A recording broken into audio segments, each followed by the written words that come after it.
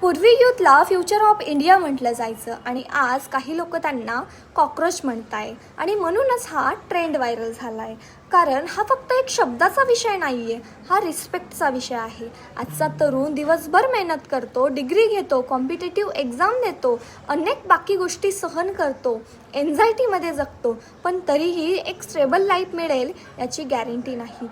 आणि जेव्हा हाच यूथ सोशल मीडियावर येऊन बोलतो, सिस्टमला चॅलेंज करतो, काही प्रश्न विचारतो, मग त्याला ट्रोल केलं जातं. मग इंटरनेट पण शांत बसलं नाही. लोकांनी याच इन्सर्टला मुवमेंटमध्ये कन्वर्ट करून कॉक्रोच जनता पार्टी मीम बनवली. अनेक व्हिडिओज आले. आजचा यूथ वैतागलेला आहे. फनी एडिटिंग मागे एक पेनफुल ट्रूथ आहे. कारण प्रत्येक बेरोजगार तरुण आळशी नसतो.